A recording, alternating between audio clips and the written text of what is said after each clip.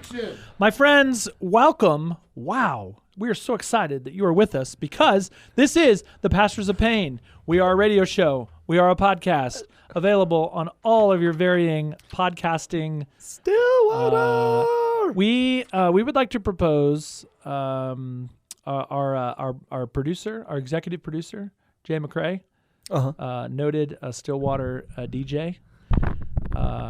He was just telling us that one of his favorite songs is a song by the rapper Jay-Z, and it's about New York. I don't know what it's called, but we listened to a little bit of it, and it is it has as I believe the kids would say, a funky beat. Mm-hmm. And we propose that somebody out there write a new version of that, except for Stillwater. Oh yeah, because it's got Alicia Keys in the background, so that's I think she'd do it. You think she would get Jay-Z We are and Stillwater. Alicia Keys to make a song about Stillwater? No, I think somebody else, like some, Stillwater person. Ooh. I mean, what is the definitive song about Stillwater? And I know what you're going to say. I know people are going to say it's Friends in Low Places. That song, as good as it is, that song is not about Stillwater. I don't think. Is it? I don't think so. I've never heard that it is. But there's also a lot of red dirt bands that have come through here that are written songs. But has anyone written a song about Stillwater? That doesn't stink. That's an excellent song. I mean, has anyone written even one that stinks? I don't know. What is the definitive song? I mean, like Tulsa, right? We both, there's like songs about Tulsa. Tell Me Something Bad About Tulsa by George Strait. Tulsa Time. Take Me Back to Tulsa by, what's his name? Bob Wills and the Texas Playboys, right? There are songs about Tulsa. There's songs about New York. There's songs about Kansas City. We need a song about the Red Dirt Riviera. Is there a song about Glencoe, Oklahoma? No. Is there a song about Stillwater? And I think there should be. Well, maybe if you're out there and we talked about last week about Sunday, not Sunday, summer things, summer things, and the role of the lady. Use your skills as musicians. Use your words. Maybe a poetic genius will show up. Let's go. And you will take some time this summer and compose us a song about Stillwater, H2O, but the Red Dirt Riviera. That's not what our show is about. Where Oklahoma began. But we're glad you're with us. I'm Father Brian O'Brien, here with Father Kerry Wakulich. It's May. It's summer. Summer. And we are kicking it. We are kicking it. So I hope you are taking advantage of the many, many, many opportunities to grow in your faith, to encounter the Lord Jesus in a new way, or maybe for the first time at St. John Catholic Student Center, which temporarily does not have a building, or at St. Francis Xavier, which does. It's coming down soon. So if you're, in the world of, does my church have a building? If you go to St. Francis Xavier, the answer is yes. If you go to St. John's, the answer is no. Oh, A2, Brute. But it's coming. Okay, what I want, us want to talk about is to continue. It's kind of a series. Spit it out, Junior. At some point, we wanted to do a show on each of the 10 commandments because each one is special. Each one deserves its own. And so we've already done episodes, but it's kind of random. It's not like one a month. It's not, 2 a semester. It's just random. It's like when we don't really have, we have lots of topics that we want to talk about. And we thank you. Lots of people have been sending us things, but we just sort of like, oh no, let's insert a commandment here. Oh, and it's an important commandment when you're home, commandment. Especially when you're home with your family during the summer. Maybe we should have done this at the beginning of COVID when people were around. And just replayed it every 3 weeks. We're around their parents a lot more. But we want to talk about the fourth commandment. Well, the fourth commandment. The fourth commandment says this. Honor your father and your mother, that your days may be long in the land which the Lord your God gives you. Honor your father and your mother. Okay. Let's be right up front. What about people who don't have parents, or people whose parents have gone to their eternal rest? Can they just cross out the fourth commandment? I think the fourth commandment extends beyond the boundaries of your parents. Preach it, Father. Oh, that's all I have. Yeah. So I think one of the beautiful things about, like, if you look in the Catechism of the Catholic Church, what you're going to see is that the commandments ought to be taken at face value. Yes, you ought to honor your father and you ought to honor your mother. But there's more to it. In the church's moral theology, there's an expanse to this that includes, and so we'll get into this, honoring your father and mother also includes your siblings. It includes your elders, really those in authority. So there's a lot more to it than just I call my mom and my dad once a week. Can I put this? Can I paint this? Can I paint away? Okay, remember the commandments. There's 10 of them, but in the word is the Decalogue. Deca is 10. Oh yeah, and logis is, and that's why December is the 12th month. Yeah. So I'm just kidding. So logis is word. So you have to remember the 10 commandments of the Decalogue are the 10 words. And in my exhaustive research of the fourth commandment, I stumbled upon this phrase. Charity. That's not a phrase, it's a word. And Caritas. As if there was just a word for the fourth commandment, there's this constant reminder of the fourth commandment of charity, of love, of self-sacrificing love for the other. So it's not just, I got to honor my father and mother, and if my parents are deceased, well, the heck with y'all. Or, you know what, if my parents don't like me, then I don't like anybody else. That's not it. Because charity is I would say the operating system of the fourth commandment, because charity is for everyone. Caritas, love, self-sacrificing love, is for everyone. Agape love, to lay down one's life for one's friend. It covers that whole thing. So I could see you flipping through the catechism in there. If you're out there and you got a catechism, bust it out to what page number 2200. Let me guess. It starts at 2197. 2197. Go open it up, or even get on your phone and Google it. Google it's ridiculous. Catechism of the Catholic Church 2197, and you can start with the fourth. Listen to this. Listen to this. The fourth commandment is addressed. This is 2199. Okay. The fourth commandment is addressed expressly to children in their relationship to their father and mother, because this relationship is most universal. Right. So it is very important. Now, are families perfect? No. Most families have some level of dysfunction, small and sometimes large. But that is a fundamental relationship in our society: is mothers and fathers and children. Right? The family, the domestic church. But it goes on. It likewise concerns the ties of kinship between members of the extended family. So if you're dissing and like ignoring your grandparents. Did you use the word dissing? Yeah. You can't do it. You can't do it. Right? So you ought to have honor and respect for your grandparents, aunts and uncles. All right? So it extends to this extended family. It requires honor, affection, and gratitude towards elders and ancestors. Finally, so first is mother and father. Second is the extended family. Finally, third, it extends to the duties of pupils to teachers, employees to employers. Oh, no. Subordinates really? to leaders. Come on. Citizens to their country. Ooh. And to those who administer or govern it. Dang. So if I'm in civic authority, I'm supposed to honor my citizens.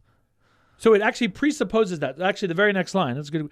This commandment includes and presupposes the duties of parents, instructors, teachers, leaders, magistrates, those who govern. Yep. So it presupposes that parents are being good parents to their children.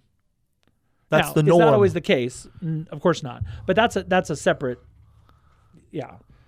It presupposes that those who govern us are treating us with respect and dignity and not abusing their power, per se.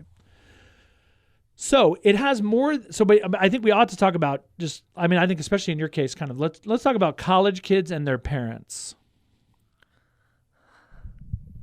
It's rocky, is it not? I mean, in some cases it's not. Of course, there's beautiful relationships. But I think it's interesting. I remember when I was at Bishop Kelly High School, there were kids every year, and I just remember they had a rocky relationship with their parents, and I just remember sort of telling them, "Look, you are more in need of like getting out of your house than any person I've ever met." Yeah.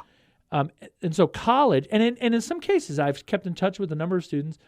In some cases, college or even just moving out, turned out to be a great blessing. Correct. Because they got a little space. Mm-hmm. They got a little space. And by getting some space, it made mom and dad appreciate their kids more, and it made their kids appreciate mom and dad more. Oh, is this true? Is this true? I mean, you were with college freshmen a lot. Yes. Personal experience, I think I've done a really terrible job in my life at the Fourth Commandment. And it's not like I honored my parents. I respected them. I loved them. And I did. I think where I fell short is my life of adventure from the age of 18 to 25 and just sort of running around the world. I think I talked to my parents like, I remember in 98, 99, talking to my parents twice when I lived in Korea. Now, did I have the ability as a satellite engineer to pick up the phone and call them anytime? I did. Did I have a backpack satellite little pocket thing in Central America on the equator and I could have rung up my parents and said, hey, I could have. But I didn't. So I look back and I'm like, I kind of resent those times of not staying in touch with my parents. My mom, okay, this did not happen last week. My mom had to call my girlfriend and ask her where I was. She's like, have you seen Kerry? And my girlfriend at the time, again, not last week, it was 20 years ago, said, yeah, he's in the Middle East. Oh, okay. Your parents didn't even know what continent you were on. They didn't. And they still don't know. And that's partially my fault. They don't know what continent you're on? Sometimes I go on mission trips and pilgrimages. Oh, I see. And I call them at the end of May or I see them at the end of May and they're like, oh, so how's your turning into a show about Father Kerry's sinfulness? We should. But I appreciate that you're able to acknowledge that this is a commandment that you have struggled with. Right. And It is a difficulty, and I still, my parents are getting older now, and I sort of resent that I failed to do that in my younger years, and now it's sort of the norm in our family that I don't really stay in touch with my family, and I'm trying to make a more concerted effort, especially this summer. Oh, things to do this summer: hang out with your family. Yeah, I mean, my family, I want to see them this summer. I want to see my sister and her kids, and my brother-in-law, and my brother and his wife. Yeah, so I want to make this concerted effort this summer, so with college students, they go away to college. And some of them have fantastically awesome family relationships. I had a conversation with a student recently that they had never had an event just with their siblings. So their siblings go to school in Arkansas. So what did this college student do? Went to Arkansas, hung out with their siblings who were in college. Yeah. And I was told this was the very first event without my parents. It was just us kids. The kids. It was just us kids, and mom and dad weren't there. I think in a lot of families, I know my family is like this. My parents are kind of the organizers? The glue. Yeah. I mean, my dad, we're talking about my dad. My dad loves to organize family reunions and let's get everyone together and go to the beach and that's not happening as much anymore. Correct. My parents are not as sort of spry as they used to be, and not as sort of adventurous. Now, side note is my dad at 80 years old is actually planning a trip to the Holy Land, and wants as many of us as possible to go. Yeah, Mr. O'Brien. May or June of 2022. I think it's going to happen. Can I be Your sisters, Kerry, can I sub in for girl Kerry for boy Kerry? Oh, do you want to come? We could have double carries. Boy, girl Kerry. That would be really confusing. That would be very confusing. Yes.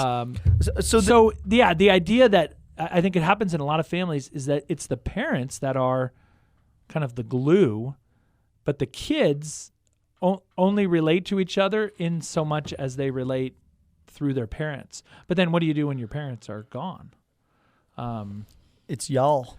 Yeah, so that's something I think now, anyone listening, like now, that's something to foster. If you don't have like good relationships with your siblings, part of the fourth commandment is your siblings. Yoses. It's not just okay, yeah, I respect my mom and dad, and I don't really care for my brothers and sisters.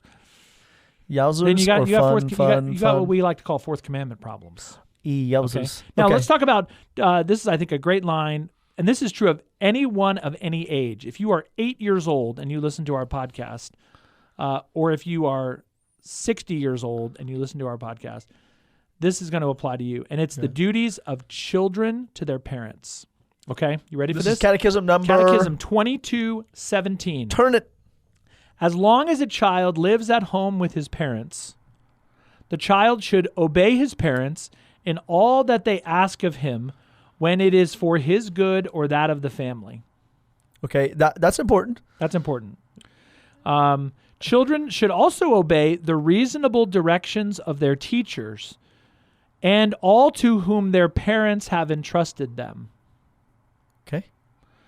But if a child is convinced in conscience that it would be morally wrong to obey a particular order, he must not do so. So It's not you do everything your parents or your teachers tell you, because your parents or teachers could tell you to do something immoral. That's also really cool for parents to teach their kids. Yeah. What would be something a teacher would tell you to do? You know, I mean, just totally like off the top of my head, but like when you get into, your schools and they're teaching about like abortion, or they're teaching about, so let's say like you're a medical student, you're a Catholic medical student, and you have to learn like, okay, now today we're going to learn how to perform abortions. Well, yeah, sometimes they teach contraception in like 6th grade. Yes. And you're like, I don't have to. I'm not going to listen to this, or I'm not going to, Because I believe it to be wrong. That was just right off the top of my head. So really important for parents. So here's the other one. This is for adults. As they grow up, children should continue to respect their parents. They should, ready for this? This is so beautiful. Such good advice for all of us. Tell me. They should anticipate their wishes. Uh-oh. Willingly seek their advice. Okay. And accept their just admonitions. What's admonition, please? So that I think some people have the mentality that I've now moved out of the house, and therefore I don't have to listen to my parents anymore. And when in fact our parents oftentimes have good advice for us, but also there might be things that our parents are going to tell us to do. So I know we see this a lot when a young person, maybe they're in their 20s or 30s, and maybe are not practicing the faith, and a parent steps in, or let's say you're 25 and you're dating someone, and your parents don't think it's a good for you, and your parents speak up, and they say, "Hey, I don't think this person is good for you." Now, does that mean you have to break up with them? No, but that would be your parents who love you, giving you some fatherly or motherly wisdom that maybe this person isn't right for you. Or you're not going to church and they speak up and say, you were not raised this way. The church is an important part of our life and should be important to you, and you ought to go to your local parish and give them a chance. Wow. Those would be just admonitions. Admonitions. Okay? So here's the last piece of this. Obedience toward parents ceases with the emancipation of the children, not so respect, which is always owed to them. So just because you've moved out, that doesn't mean your parents no longer have an important role in your life. They ought to always be respected. And this is why. What about that line from Genesis? And this is why a man leaves his father and mother, and the two become flesh. Yes, and so you do. And he never listens to his parents again. Right? Isn't that from Genesis? So yes, leave your parents to form a family of your own is wonderful and beautiful and natural. Leaving your parents and saying, you are dead to me, because I have a husband or wife, or a priesthood, not so or much. I'm a pastor of the parish. Yep. No, I'm a priest. I don't need to see my parents anymore. I don't think so. And then the other part of this, 22:18, the fourth commandment reminds grown children of their responsibilities towards their parents. As much as they can, they must give them material and moral support in old age and in times of illness, loneliness, or distress. Jesus recalls this duty of gratitude. So just because we're older, that doesn't mean our respect for our parents. Our parents still need us. And in fact, the tables kind of flip when parents are older. Who took care of you when you were, a snotty baby? Your mom and dad. And now, in their old age, maybe they need to be cared for as they cared for you. So if you feel this kind of pricking at your heart a little bit, your conscience is kind of bothering you. I feel like you're stabbing me. I'm not stabbing with your eyeballs you. right now. You're looking across at me, and you're your judging. And you're judging me. Bothering you. As I'm always judging you. As college students say, I feel like you're judging me. That's what girls say. I feel like you're judging me. No, I'm just observing, and I'm coming to a logical conclusion. And my logical conclusion is I stink at the fourth commandment. So there are duties, duties of children to their parents, duties of parents to their children. This is the real deal, folks. This is a command of God. And I think COVID, quite frankly, COVID has really kind of messed with this. I think in some cases it's been good for families. It's brought families together again. Yes. I just read an article, I think it was in the New York Times, this was a couple months ago, about more people moving closer to home, closer to where they grew up. Yeah, we've had a boom of house sales in Stillwater because people coming back to be near that which is familiar. In an uncertain world, people are, consciously or unconsciously coming back to that which they know. And I think that would be very beautiful for families. But I also know of people who have not lived out their responsibilities during COVID. They have kind of given over the care of, and I'm not opposed to retirement homes or nursing homes. They have their role. But if your idea is we put mom in a home and they take good care of her, and then we pay the bill. I think you got fourth commandment problems. Yeah, I got fourth commandment problems. You keep saying I that. know, it's true. I need to do something about it. I want you, in our preach group, when we meet once a month, I want you to remind me of this because I'm forgetful. And I have to write this down? No, just remind me. And that's what you do. And even ask me about it. All right. Just be like, hey, have you seen your parents lately? Hey, have you how's talked the to fourth commandment going? Oh, Scale of 1 to 10, fourth commandment. -6. -6. Okay, tell me you're more about the terrible catechism. son. So the catechism, goes on to, this is actually kind of interesting, another COVID sort of thing. The duties of parents to their children also revolves around education and parents taking an active role in the education of their children. So we've said this over and over again. The church says parents are the primary educators of their children. Now, does that mean you may not send them to a public school? No, we would not say that at all. Mm-hmm. Right? We would say, public schools have a very important role to play in culture and society. But if your idea of taking care of your kids is, I drop them off at school and then don't play an active role in their life, and I think this is especially true in their life of faith. Mm-hmm. If your idea is, no, I drop my kid off for religious education on Sunday morning, and the church and the parish will take care of it, you are violating the fourth commandment. You have to play a more active role in passing on the faith to your children. This is true of moms. This is true of dads. Statistically, there's actually been some really interesting stuff lately about the role of fathers in the faith lives of their children, that if fathers are church-going, if fathers are involved in the life of faith in the family, the odds of the children practicing that faith as adults skyrockets. So both moms and dads, you got an important role. It's this both hierarchy of honor.